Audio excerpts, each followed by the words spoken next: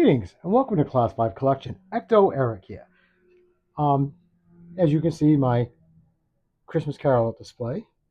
I'm going to give you a quick story that I had actually done in high school.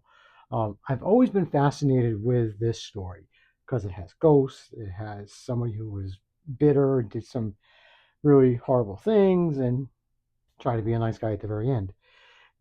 What got me into the Christmas Carol was Mr. Magoo's Christmas Carol. As a kid, I could watch that over and over again. And growing up in the 70s and 80s, we had appointment TV, which means if it was on Sunday night at 8 o'clock, you better be home at 7:58 sitting on the floor. You're not going to watch it because it was probably a one-shot deal and it was over. But now we have on demand. I actually have it on digital as long as it's going to last because it's not permanent. Even though they say you buy it, it's a long-term rental. So when I was in high school, my English teacher, she was a wonderful person, and she had given us an assignment right around Thanksgiving and said, "Hey, take a Christmas theme, Christmas story, and do your own spin on it." So I've always been fascinated with Ebenezer Scrooge, and I always wondered what happened to him after that Christmas. Could he retain what he became that day? And I always felt deep down he didn't. The way he was splurging money, trying to help people, I really think it didn't last.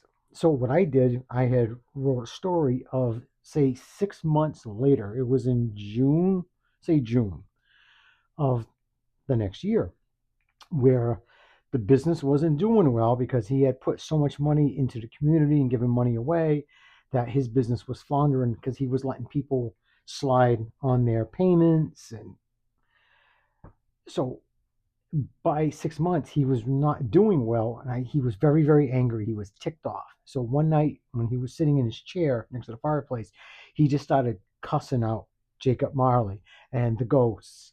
And why the hell did I do this? Because now my business is in shambles. I'm not doing good. I thought this was the right thing to do. This is what you wanted me to do. Why am I miserable?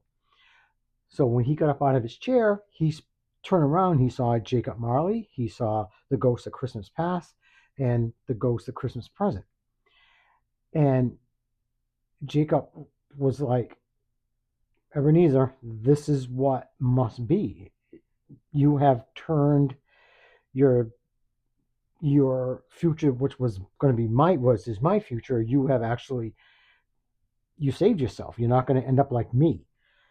And he goes, but I'm miserable, Jacob. It doesn't matter. My business is gone. The business you and I built, it's going down. I can't save it.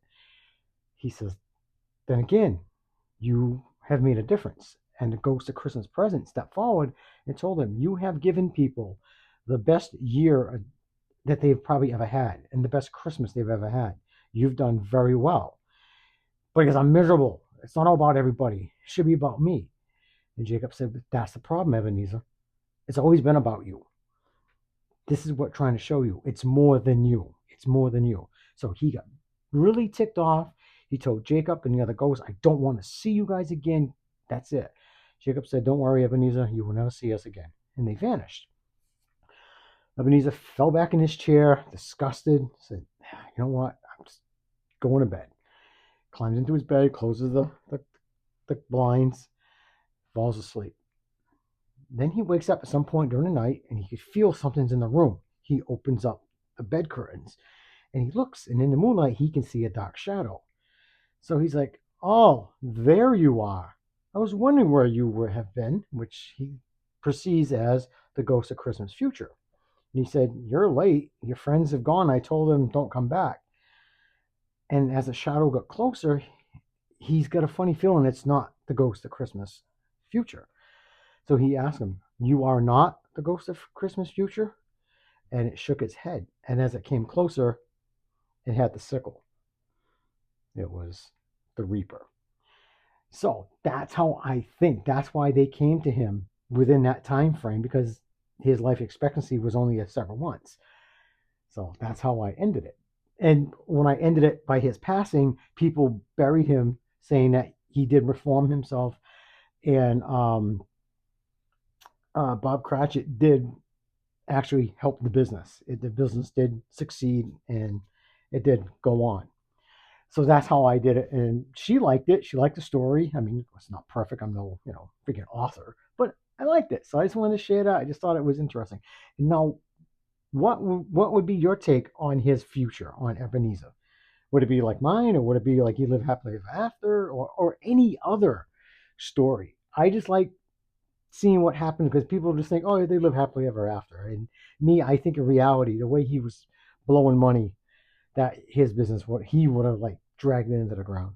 All right, guys, I really gotta go. I'm really hope I didn't take up a lot of your time. I appreciate every single one of you.